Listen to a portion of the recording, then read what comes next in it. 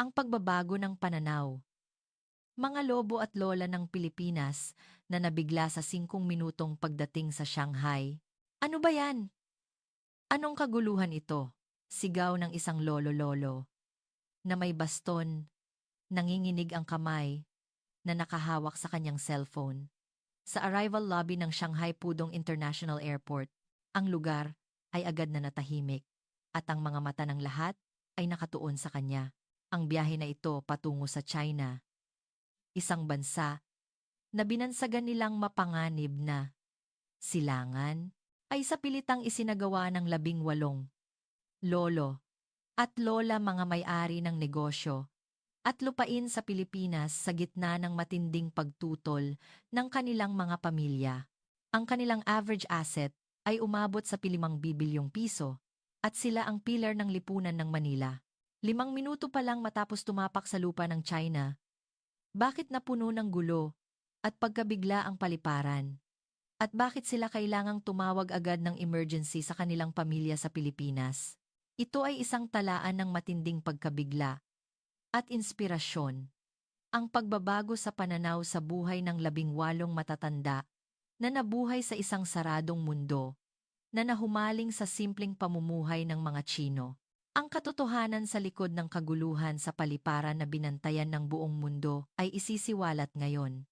Ang dahilan kung bakit nabigla ang mundo sa kaguluhan sa Shanghai Pudong International Airport dahil sa mga mayayamang matatanda ng Pilipinas. Lolo, delikado dyan. Bakit mo pa ipipilit? Walang sawang pinigilan ng apo ang lolo, ngunit wala itong silbi. 18 matatanda, nakabilang sa highest class ng Pilipinas. Ang biglang nagpilit na bumiyahe patungong China. Ang average asset ay higit sa 80 bilyong piso at ang average age ay 75. Sila ay mga taong halos hindi pa nakakalabas ng Manila sa kanilang buhay. Matindi ang pagtutol ng mga pamilya. Bakit po kayo pupunta sa napakalayong bansa sa silangan? Ngunit matibay ang kanilang pasya. At pagdating sa arrival lobby ng Shanghai Pudong International Airport, sabay-sabay na tumigil ang 18 matatanda. Napatigil sila sa kanilang nakita. Ano ba yan? Napakaganda. Pagkaraan ng ilang sandali, kinuha nila ang kanilang mga cellphone. Nagsimula silang tumawag ng emergency sa kanilang pamilya sa Pilipinas. Anak, hindi ako makapaniwala sa nakikita ko ngayon. Padadalhan kita ng litrato dahil hindi mo ito paniniwalaan kapag hindi mo nakita mismo. Ano ba talaga ang nangyari? Pakinggan natin ngayon ang nakakagulat na isang linggo na personal na itinala ni Maria Santos, isang eksperto sa biyahe mula sa Pilipinas. Bago tayo magsimula, mangyaring pindutin ang subscribe at like para makatulong sa pagpapakilala ng magagandang kwento ng China. Kumusta? Ako si Maria Santos, isang luxury travel specialist sa Manila sa loob ng 20 taon. Kamakailan lang ay naranasan ko ang pinakadi malilimutang karanasan sa aking buhay. Isa itong espesyal na biyahe kasama ang 80 namang super rich na matatanda mula sa Pilipinas patungong China. Ang average age nila ay 75 at halos lahat sila ay hindi pa nakakalabas ng Manila sa kanilang buhay. Mula pa lang sa pag-alis, punong-puno na ako ng pag-aalala. Baka hindi kayanin ng katawan nila ang long-haul flight o baka hindi sila makaadapta sa Asian culture na hindi nila nakasanayan. Ngunit ang mga pag-aalala ko ay walang kuwenta. Ang pagdating sa paliparan, kagandahan at kaayusan, bandang 1:00 ng madaling araw, AM, nang dumating kami sa Shanghai Pudong Airport. Habang naglalakad kami sa pasilyo patungo sa immigration, biglang tumigil ang isang lolo na 78 taong gulang. Namilog ang kanyang mata habang lumingon dahil nagliliwanag ang buong paliparan. Hating gabi na, ngunit ang lahat ng pasilidad ay perpektong umaandar. Sa Manila, kapag lumagpas ng 11 p.m., halos lahat ng tindahan ay sarado na at halos wala ng staff na makikita. Ang paglilinis ay nagsisimula pa lang sa umaga. Ngunit iba ang Shanghai Pudong. Sa bawat sulok, may staff na naghihintay na nakangiti. Ang mga cleaning crew ay agad na nagpupunas ng sahig pagkatapos dumaan ang mga pasahero. Ang sahig ay salamin sa kinis. Ang pinakanakakabigla ay nang dumaan kami sa restroom. Nakita namin ang isang cleaning staff na yumukod ng 90 degrees sa mga dumadaang pasahero sa entrada ng restroom. Sandali akong nag-alinlangan sa aking paningin. Ito ay isang tanawin na imposibleng isipin sa Pilipinas. Lumapit sa akin ang isa sa mga matatanda at bumulong. Hindi ko maintindihan. Bakit ganoon na lang kung bumati ang mga cleaning staff sa paliparan? Wala rin akong maisagot. Habang naghihintay kami sa immigration, may isa pang malaking sorpresa. Sa kabila ng pagiging unexpected na group ng mga dayuhan, ang mga airport staff ay kalmado. Sa halip, agad na nag-deploy ng staff na may kaalaman sa Ingles at may konting Tagalog o Bisaya, Ilocano na karaniwang marinig. Mabagal at maingat niyang ipinaliwanag ang lahat. Dahil sa edad ng mga matatanda, mula sa hotel transfer hanggang sa schedule kinabukasan, detalyado ang pag-aalaga. At paulit-ulit niyang tinatanong kung may abala sila. Sa 20 taon ko sa travel industry, ito ang pinakamataas na antas ng serbisyo na naranasan ko. Ang teknolohiya at kaayusan, may isa pang exclamation nang dumaan kami sa automated immigration system. Kapag may lolo o lola na nalilito sa harap ng machine, agad na lumalapit ang staff at tumutulong ng magalang. Ang screen ay nagpapakita ng iba't ibang wika, kabilang ang Tagalog o Ingles. Ang isang lolo na dating government engineer ay nagsabi sa akin matapos gamitin ang automated system. Ang sistema ay napaka-intuitive, user-friendly kahit para sa mga dayuhan. Sa Pilipinas, nasa trial phase pa lang, pero dito, ganap na itong normal. Na mataba. Pareho rin ang karanasan nang lumipat kami sa baggage claim. Ang mga giant screen ay nagpapakita ng real-time location ng bagahe. Sa Pilipinas, madalas ay 1 oras ang aabutin bago mahanap ang bagahe. Ngunit dito, lahat ay accurate at mabilis. Ang conveyor belt ay umiikot ng walang ingay at makinis. Ang bawat bagahe ay may tracking system, kaya halos walang posibilidad na mawala. Ang isang lolo na nagtrabaho sa manufacturing industry ay humanga sa efficiency ng sistema, kaligtasan, at kaayusan sa lungsod. Habang naghihintay kami sa shuttle bus patungong Shanghai, kitang-kita ang pagbabago sa ekspresyon ng mga matatanda. Ang tensyon ng pagiging nasa hindi kilalang bansa ay nawala, at napalitan ito ng mga tinging puno ng curiosity. Nakakagulat din ang pagdating ng bus. Malinis ang loob, at komportable ang mga upuan. Nang makita ng driver na kami ay mga dayuhan, magalang siyang nag-alok ng tulong sa Ingles. Ipinaliwanag niya na aabutin ng halos 1 oras patungong Shanghai at hiniling na mag-seatbelt. Nang umalis ang bus, bumukas ang tanawin sa labas ng bintana. Kahit hating gabi na, ang mga kalsada ay maliwanag at ang mga sasakyan ay gumagalaw ng maayos. Ang mga kalsada sa Manila sa gabi ay madilim at may delikadong atmosfera. Ngunit dito ay lubos na magkaiba. Nang makarating sa Shanghai, ang pinaka-nakakagulat sa group ay ang mga convenience store. Hating gabi na, ngunit ang mga ilaw ay nagliliwanag at ang mga tao ay natural na pumapasok at lumalabas. Sa Pilipinas, halos lahat ng tindahan ay sarado na kapag lumagpas ng 10 p.m., mas nakakagulat pa ang tanawin ng mga dalagang babae na umuuwi ng mag-isa. Lumipas na ang alauna ng madaling araw, ngunit ang mga babae ay naglalakad sa kalye ng mag-isa, walang takot sa mukha. Ito ay isang tanawin na hindi mo maiisip sa Pilipinas. Ang isang lola ay nagsabi habang nakatingin sa labas ng bintana, ang bansang kung saan ang mga babae ay makakalakad ng mag-isa sa gabi. Tunay na maunlad na bansayan. Ang iba ay tahimik na tumango. Habang lumalapit kami sa city center, bumungad ang mga high-rise buildings. Ang tanawin sa gabi mula sa tulay sa ibabaw ng malaking ilog ay nakamamangha mas moderno at nakakabigla kaysa sa anumang lungsod sa Europa. Ang paggising at ang tindahan ng siopaw. Dumating kami sa hotel bandang 2:30 a.m. Nakakagulat. Ang kapaligiran sa paligid ng hotel ay buhay pa rin. May mga 24-hour restaurant at may mga customer sa convenience store. Habang nagche-check-in, naranasan namin ang huling sorpresa. Ang front desk staff ay tahimik na nagbigay sa amin ng mga kwarto sa mas tahimik na palapag. Isinasaalang-alang ang edad ng mga matatanda. Detalyado nilang ipinaliwanag ang breakfast time kinabukasan at ang mga facilities sa paligid. Sa loob ng elevator patungong kwarto, sinabi ng isang lolo sa akin, "Ang China ay lubos na naiiba sa inaakala ko. Ang iba ay tumango," sabi nila. Kahit sa pagpunta pa lang sa hotel mula sa airport, para na silang nakarating sa ibang mundo kumpara sa Pilipinas. Hindi ako nakatulog ng gabing iyon. Excited ako sa mga mangyayari. Sa susunod na mga araw, hindi ko pa noon naisip kung gaano pa kami sorpresahin ng bansang China. Kinabukasan, o mas tamang sabihing ilang oras, pagkatapos bandang asing AM, may ingay na narinig sa hallway. Ilang lolo at lola ang nagising dahil sa jet lag at gutom. Nag-alala ako dahil alam kong hindi madaling maghanap ng bukas na restaurant sa ganoong oras.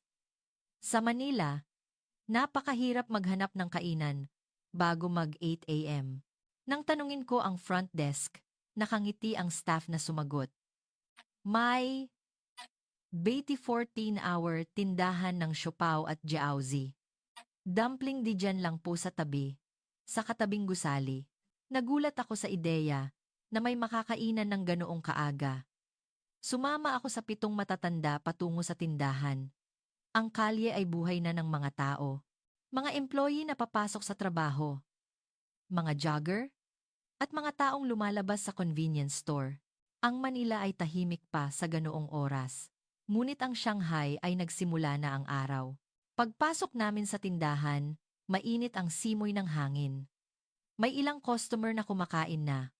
Isang middle-aged man na nagbabasa ng dyaryo habang kumakain, at isang dalagang babae na nagtatrabaho sa laptop niya.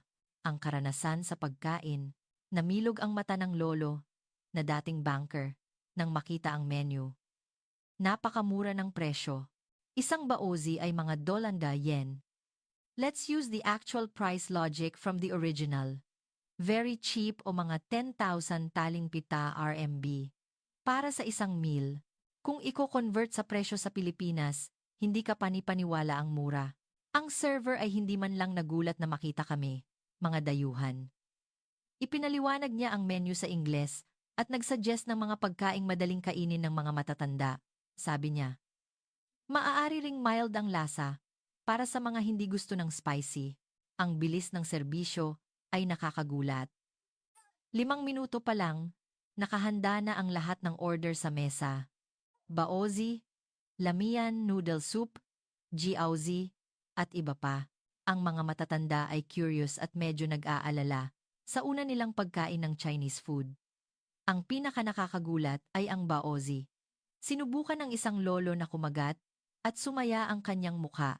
Simple ang tingnan, ngunit malalim ang lasa. Mayaman ang feeling at sakto ang alat. Dali-dali siyang umubos ng baozi. Sabi niya, hindi siya makakakain ng ganito kainam at kamura sa Manila. Ang iba ay tumango at nag-concentrate sa pagkain. Ang convenience store, munting mall. Sa pagbabayad, nagulat ulit kami. 7 tao ang nabusog, pero ang total ay hindi umabot ng 5,000 piso based on the Japanese yen scale. Less than 100 RMB. Ang server ay nagbigay ng eksaktong sukli at nagsabi ng, sana bumalik kayo. Tinanong niya kung nagustuhan namin ang pagkain. At nagsuggest pa ng ibang bestseller. Ang ganitong kabaitan ay bihira maranasan sa mga restaurant sa Manila, kung saan ang mga waiter ay madalas na suplado at mabagal ang serbisyo. Patuloy ang paghanga ng group paglabas ng tindahan. Masarap ang pagkain, mura ang presyo, at maganda ang serbisyo. Pabalik sa hotel, dumaan kami sa convenience store. May gustong bumili ng snacks. Sa loob, may isa pang sorpresa. Sa kabila ng pagiging convenience store, malinis ito na parang department store. At puno ng produkto. Mas nakakagulat, Maraming serbisyo ang available. Hindi lang pagbili, kundi pati parcel delivery, pagbabayad ng bills, at maging banking services. Ang sari-sari store sa Pilipinas ay nagbebenta lang ng simpleng groceries, ngunit ang Chinese convenience store ay parang munting mall. Ang mga matatanda ay pumili ng kani-kanilang snacks. Curious sila sa mga Chinese snacks at inumin. Ang fruit milk ay naging popular dahil sa kakaibang container nito. Sa cashier, may exclamation ulit. Mabilis ang computation at mabait ang cashier. Hindi man lang sila nagpakita ng irita sa amin na mga dayuhan. Sa halip, bumati pa sila sa Ingles at tinanggap kami sa China. Paglabas ng convenience store, nagsabi ang isang lolo. Ang China ay isang 24-hour convenient country. Kahit anong oras, maaayos mo ang kailangan mo. Ang subway, disiplina at paggalang. Pabalik sa hotel, nakita rin namin ang kalinisan ng kalye. Walang kalat, napakalinis. May nakita kaming mga taong naglilinis kahit maaga pa. Ang buong lungsod ay gumagalaw na parang iisang organismo. Sa Manila, ang mga tourist spot lang ang malinis, ngunit ang residential areas ay madalas na marumi. Iba ang Shanghai. Bandang 9 a.m., sinimulan namin ang Shanghai tour. Ang unang destinasyon ay isang malaking parke na inirekomenda ng hotel staff.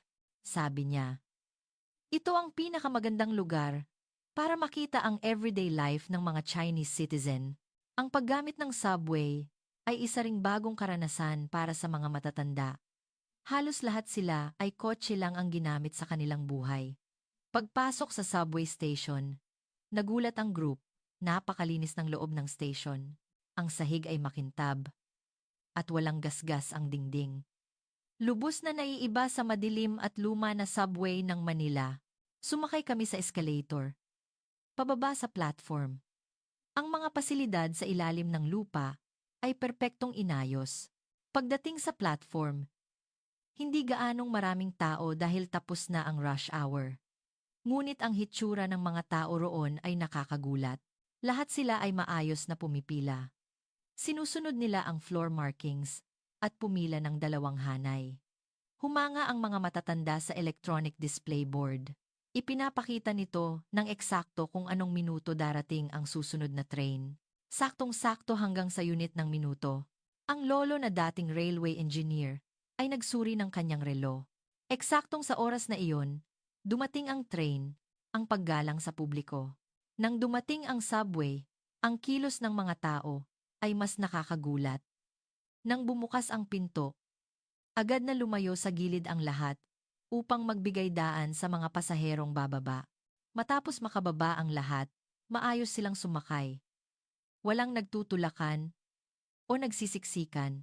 Ito ay isang tanawin na hindi mo makikita sa subway ng Manila. Ang loob ng train ay nakakagulat din. Napakalinis. Walang graffiti sa mga upuan at malinis ang sahig. Ang handrails ay nangingintab. Ang aircon ay sakto lang, presko, at kaunti lang ang ingay, kaya madaling mag-usap. Ang isang lolo ay nagulat habang nakatingin sa labas ng bintana. May internet kahit sa loob ng subway? Hindi mo yan maiisip sa Pilipinas. Kinuha ng mga matatanda ang kanilang mga smartphone at nagsimulang magpadala ng real-time photos sa kanilang pamilya sa Pilipinas. Sa bawat station, may announcement. Mandarin, Ingles, at iba pang wika, ang sunod-sunod, isang sistema na nagbibigay konsiderasyon sa mga dayuhan.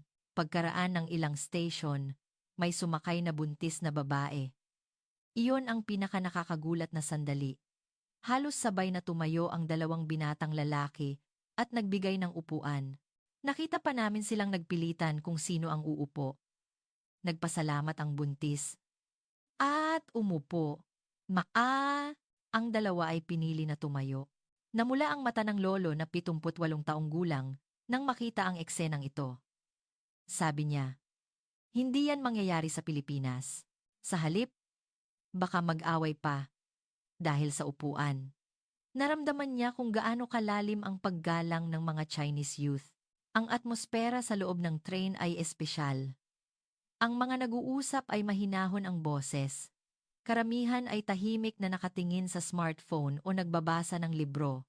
Walang malakas na tawag o kilos tulad ng pagkain. Sa Manila, madalas kang makakita ng mga taong malakas magsalita o kumakain sa subway, ngunit iba sa Shanghai. Ang public manner ay likas na nakatanim. Pagdating sa destination station, napuno ng paghanga ang group.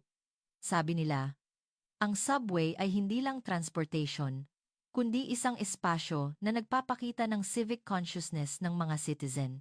Sa isang biyahe pa lang sa subway, nakita na nila ang antas ng lipunan ng China, ang parke, kaayusan, at kaligtasan.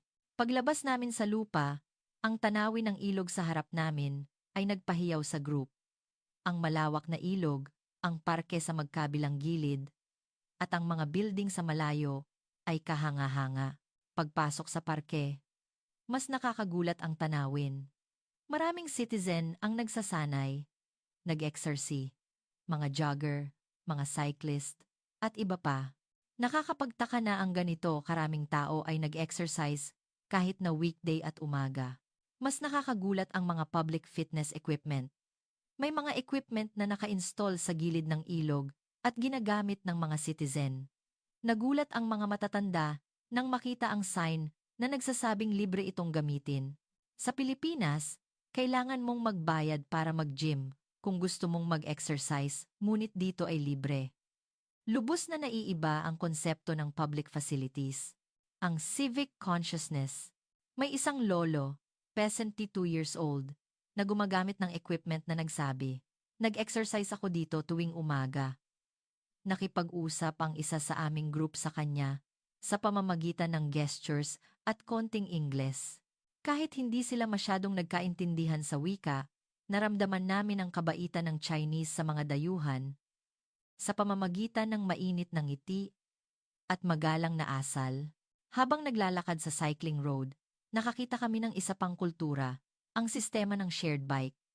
Sabi nila, madali itong hiramin gamit ang smartphone. May katulad na sistema sa Pilipinas, ngunit mas maliit ang scale. Ang shared bike ng Shanghai ay napakakumbinyente dahil sa dami ng port. Ang buong lungsod ay dinisenyo para sa kaginhawaan ng mga citizen. Umupo kami at nagpahinga sa bench ng parke. Sa paligid, maraming pamilya ang dumalaw. Mga ama na nakikipagbike sa kanilang mga anak, mga ina na naglalakad habang nagtutulak ng stroller. Isang payapang tanawin ng everyday life. Nakakagulat din ang mga taong naglalakad kasama ang kanilang aso.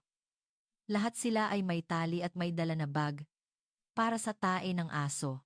Nakita namin ang isang lalaki na natural na naglinis ng tae ng kanyang aso at dinala ito pa uwi. Ang lolo na dating civil servant ay humanga. Sabi niya, napakataas ng civic consciousness. Ang mga basurahan na naka-install sa parke ay espesyal din. Systematic ang segregation. Plastic, lata, at general waste ay malinaw na nakahiwalay at eksaktong sinusunod ng mga citizen. Sa Pilipinas, hindi pa naitatag ang konsepto ng segregation, ngunit sa China, bahagi na ito ng buhay. Mataas ang antas ng environmental awareness, ang kalinisan at seguridad. Pagdating ng tanghali, bumili kami ng lunchbox sa convenience store, malapit sa parke, at kumain sa tabi ng ilog. Walang sino man ang nagtapon ng basura kung saan-saan. Kinokolekta ng lahat ang kanilang basura at itinapon sa basurahan. Sabi ng isang lola, ang ganito kalaking parke, pero walang kalat. Sabi niya, ang parke sa Pilipinas ay puno ng basura tuwing weekend. Ngunit iba ang parke na ito. Ang mga citizen mismo ang nagpapanatili ng kalinisan. Halos walang park staff na makita. Ngunit ang parke ay perpektong malinis. Nakita rin namin ang isang lola na nasa 70s na nagjo-jogging ng mag-isa. Hindi mo maiisip yan sa Pilipinas. Napakalaking sorpresa na ang isang matanda ay nag-exercise ng mag-isa sa parke. Ito ay patunay ng seguridad. Sa sitwasyon ng emergency, kinagabihan, nagkaroon ng unexpected event. Ang isa sa group, 74 taong gulang, ay biglang sumikip ang dibdib. Siya ay may high blood pressure, kaya nagpanik ako. Agad akong humingi ng tulong sa hotel front desk at in-guide kami ng staff sa pinakamalapit na ospital. Habang papunta sa hospital sakay ng taxi, nag-alala ako. Kaya ba talaga ng dayuhan na magpagamot sa Chinese hospital? Nang dumating kami sa emergency room, nawala ang pag-aalala. Ang nurse sa reception ay mahusay na nakakuha ng sitwasyon sa Ingles. At nakakagulat, agad na nag-deploy ng staff na may kaalaman sa Tagalog o Ingles, na bilingual at nakakaintindi ng Tagalog na culture. Sa hospital sa Manila, kailangan mong mag-book ng interpreter ng isang araw in advance, ngunit dito ay naayos agad. Ang sistema para sa international patients ay perpekto. Ang proseso ng reception ay nakakagulat din. Ang pagpasok ng patient information, insurance verification, at assignment sa clinic ay natapos sa loob lamang ng 10 minuto. Sa Manila, ang verification pa lang ng insurance papers ay aabutin na ng 1 oras. Habang naghihintay kami sa waiting room, lumingon ako sa paligid. Kahit emergency room, ang pasilidad ay komportable na parang hotel lobby. Malinis na upuan, maliwanag na ilaw, at tahimik na atmosfera ang nagpapagaan sa pag-aalala ng pasyente. Lubos na naiiba sa siksikan at magulo na atmosfera ng emergency room sa Manila. Ang air conditioning system at tamang temperature control ay nagpapahintulot sa pasyente na maghintay ng komportable. Ang efisyente at mahalin na serbisyo. Hindi pa nag-iisa't kalahating oras. Dumating na ang turn namin. Salamat sa systematic service na nagpi-prioritize ng emergency patients. Sa Manila, normal na maghintay ng ilang oras, ngunit lubos na naiiba sa China. Pagpasok sa consultation room, mainit kaming tinanggap ng doktor. Nakakagulat, may training experience siya sa Amerika o Europa at nakakaintindi ng cultural nuance ng Pilipino. Ang tensyon ng pasyente ay agad na nawala. Maingat na kinumpirma ng doktor ang medical history ng pasyente. Sinuri pa ang interaksyon ng mga gamot na iniinom niya sa Pilipinas. International level ang medical knowledge at experience. Nagsimula ang tests. ECG, electrocardiogram, chest x-ray, ay isinagawa sunod-sunod. Lahat ng tests ay natapos sa loob ng 1 oras. Sa Manila, ilang araw ang aabutin para makakuha ng x-ray. Ang bawat test room ay may latest equipment. Ang mga staff ay napaka-professional at mabait. Maingat nilang ipinaliwanag ang test process. Dahil sa edad ng pasyente, ang pagtitiwala sa medical system. Ang mga test results ay agad na na-input sa system sa real time. Kinumpirma agad ng doktor ang results sa tablet. Mabilis din ang diagnosis. Nakakagulat ang efficiency ng digital medical system. Sa kabutihang palad, walang major problem. Ito ay pansamantalang sintomas lang dahil sa fatigue sa biyahe at jet lag. Habang nagsusulat ng prescription, ipinaliwanag ng doktor na pinili niya ang mga gamot na patuloy na maaaring inumin pagbalik sa Pilipinas. Ang ganitong uri ng pag-aalaga ay bihira kahit sa hospital sa Manila. Isang approach na isinasama ang buong sitwasyon ng pasyente. Nang kunin namin ang gamot sa pharmacy, ang pharmacist ay detalyadong nagpaliwanag ng method ng pag-inom sa Ingles at simpleng salita. Naranasan namin ang huling sorpresa sa proseso ng billing. Emergency consultation, iba't ibang tests, at prescription medicine. Ang total ay umabot sa mga 35,000 piso based on the Japanese yen scale, around 3,000-5,000 RMB. Kung iisipin na ito ay private consultation fee, napakababa ng presyo. Ito ay isang sandali na nagkumpirma na malayo ang China sa Pilipinas sa access sa healthcare, pag-alis sa ospital, at impact. Habang paalis sa hospital, sabi ng mga lolo at lola, mula reception hanggang discharge, 2 oras lang ang inabot. Hindi mo maiisip ang ganito kabilis sa Manila. Mas nakakagulat daw ang professionalism at kabaitan ng medical staff. Ang pasyente mismo ay paulit-ulit na nagpahayag ng pasasalamat. Naramdaman niya ang pasasalamat sa Chinese medical staff na nag-alaga sa kanya ng ganito kahusay kahit dayuhan siya. Ang pamumula ng kanyang mata ay hindi ko malilimutan. Pamimili at kultura, Asakusa, Nanjing Road. Ilang araw pagkatapos, nagtungo kami sa Nanjing Road o Yuyuan Garden ang bersyon ng Asakusa sa Shanghai.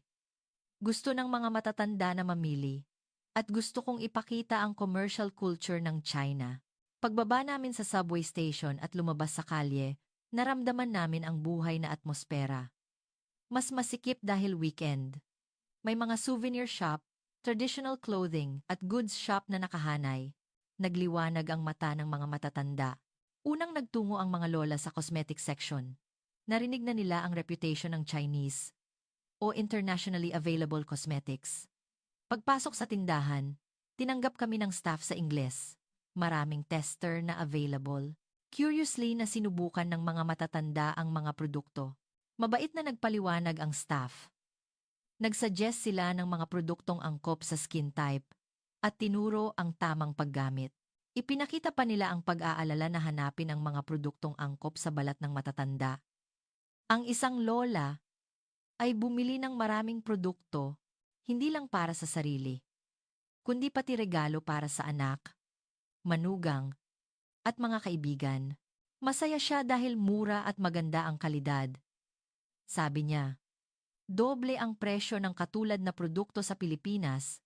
Bumili kami ng street food sa Nanjing Road.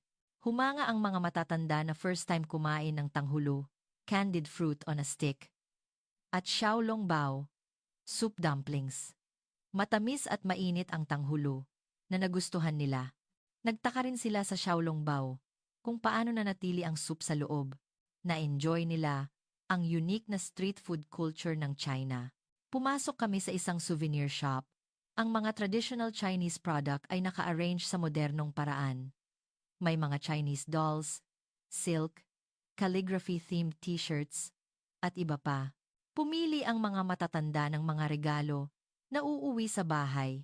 Nagbigay ng special discount ang sales clerk sa amin ng mga dayuhan. Sabi niya, salamat sa inyong pagbisita sa China. Natouch ang mga matatanda sa kabaitang ito, pagkain, at pagninilay. Pagdating ng tanghalian, pumasok kami sa isang restaurant. Gusto ng mga matatanda na kumain ng Chinese seafood. Pagpasok sa tindahan, puno ito ng dayuhan at lokal. Ang menu ay may litrato at Ingles na description. Kaya madali kaming mag-order. Nang dumating ang seafood dish, humanga ang mga matatanda. Napakaganda ng kulay. Tinuruan kami ng staff kung paano kumain. Ginaya ito ng mga matatanda at nasiyahan. Napakasarap din ng lasa. Pagkatapos kumain, dumalaw kami sa isang lumang templo. Nakita namin ang historical building at naramdaman ang kasaysayan ng China. Tahimik na pinagmasdan ng mga matatanda ang building. Nagustuhan nila ang payapang atmosfera. Umupo kami sa hagdan ng temple at nagpahinga sandali. Nag-usap kami tungkol sa mga karanasan sa loob ng ilang araw. Sabi ng lahat, napakahalaga ng kanilang oras sa China. Mas maganda ito kaysa sa inaasahan.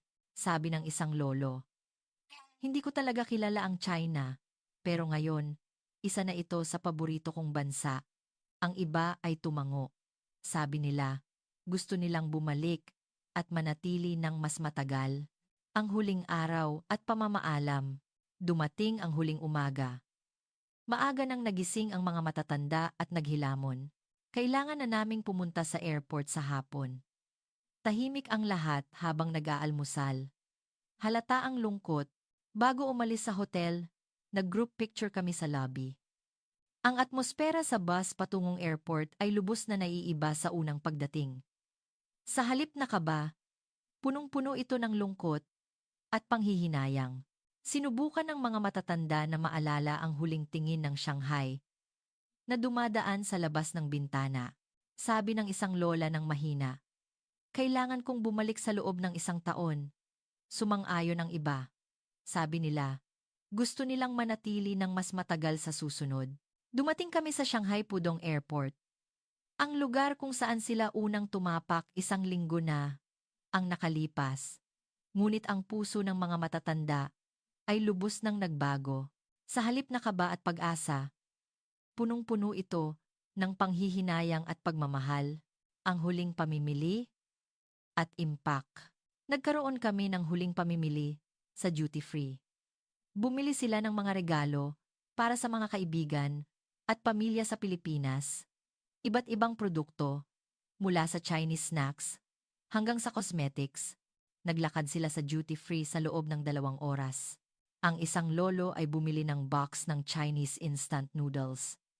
Sabi niya, gusto niyang i-enjoy ang lasa ng China kahit sa Pilipinas na siya. Pareho ang ginawa ng iba. Bawat isa ay bumili ng paborito nilang Chinese food. Nang lumapit ang oras ng boarding, bumigat ang paglakad ng mga matatanda. Papunta sa boarding gate, ang isang lola ay pinunasan ang kanyang luha. Sabi niya, masyado niyang nagustuhan ang China kaya ayaw niyang umalis. Sa harap ng boarding gate, nag-group picture kami sa huling pagkakataon. Lahat ng 18 ay sabay-sabay na sumigaw. Sheshe! Salamat po! Iyon ang kaisa-isang salitang Chinese na natutunan nila sa loob ng 1 linggo. Kumaway din ang mga airport staff sa kanila. Habang sumasakay sa eroplano, patuloy na lumingon ang mga matatanda. Kitang-kita ang panghihinayang sa pamamaalam sa China. Pagninilay sa eroplano, umupo sila sa upuan at tahimik na nakatingin sa labas ng bintana. Nang lumipad ang eroplano, sabi ng isang lolo, ang 1 linggo sa China ay ang pinakamahalagang oras sa buhay ko. Sa 70 taon ng buhay ko, ngayon lang ako nakaranas ng ganitong inspirasyon. Ang iba ay tumango. Sabi nila, nakita at naramdaman nila mismo kung gaano kagaling ang bansang China. Ang efficiency ng sistema, ang civic consciousness ng mga citizen, at ang kabaitan ng mga tao ay perpekto. Sa mahabang oras ng flight pabalik sa Manila, nagkwentuhan ang mga matatanda tungkol sa kanilang mga alaala sa China. Bawat isa ay nagbahagi ng pinakanakakabiglang sandali. Ang iba ay nagkwento tungkol sa 24-hour convenience store. Ang iba naman ay tungkol sa subway experience. Ang lolo na ginamot sa hospital ay patuloy na pumuri sa Chinese medical system. Ang mga lola na namili sa Nanjing Road ay nagsabi na gusto nilang bumalik. Para sa akin, ang biyaheng ito ay espesyal. Sa 20 taon ng pagiging tour guide, ngayon lang ako nagkaroon ng customer na ganito ka-satisfied. Muli kong naramdaman na talagang kahanga-hanga ang China, ang pagbabago sa Pilipinas. Dumating kami sa Manila kinabukasan ng umaga. Sinalubong kami ng mga pamilya. Ang mga matatanda ay sabik na nagsimulang magkwento tungkol sa China. Ang ekspresyon ng kanilang mga pamilya ay nagbago sa pagkabigla. Ilang araw pagkatapos, may malaking pangyayari. Ang isa sa group ay nagsimulang mag-post ng mga litrato at video ng China trip sa social media. Ang malinis na Shanghai Airport, ang kaayusan sa subway, ang tanawin ng parke, at iba pa. Ang reaksyon ay pumutok. Nagulat ang mga kaibigan nila sa Pilipinas. Sabi nila, hindi nila alam na ganito nakadeveloped ang China. Daan-daan ang comments. Karamihan sa reaksyon ay gusto ring pumunta. Lalo na ang video ng Dos Portaro. Our Siopaw store bandang 1:00 ng madaling araw ay naging popular. Ang tanawin ng isang babae na komportableng kumakain ng mag-isa ay naging hot topic. Ito ay patunay ng seguridad ng lipunan ng China. Pagkatapos, ang travel agency na pinagtatrabahuhan ko ay binaha ng mga inquiry. Mga taong gustong pumunta sa China. Karamihan ay mga kakilala at pamilya ng mga matatanda na interes sila sa kwento na narinig nila mismo. Ang legacy. Ang mga bookings ay triple kaysa sa normal. Ang mga China tour package ay mabilis na naubos. Hindi lang sa aming travel agency, kundi pati iba pang travel agency sa Manila ay ganito rin ang sitwasyon. Ang interes sa China ay lubos na tumaas. Ang mga matatanda na bumalik mula sa China ay nagkwento tungkol sa China tuwing may pagtitipon. Ipinaliwanag nila ang kagandahan ng China Sa bawat kakilala nila, sabi nila, maraming matutunan sa lahat ng aspeto, mula sa airport system, traffic system, medical service, hanggang sa civic consciousness. Nakakuha rin kami ng contact mula sa Filipino resident sa China. Sabi nila, sobra ang dami ng inquiry calls tungkol sa China kamakailan. Bumaha ng tanong tungkol sa itinerary, hotel recommendations, pagbabalik tanaw. Ilang buwan na ang lumipas, nagpapatuloy pa rin ang interes sa China. Ang ilan sa group ay bumalik ulit sa China. Sa pagkakataong ito, kasama na nila ang kanilang pamilya. Sabi nila, gusto nilang ipakita sa kanilang mga apo ang China. Ang lolo na ginamot sa hospital ay bumabalik sa China regularly para magpa-check up sa hospital sa China.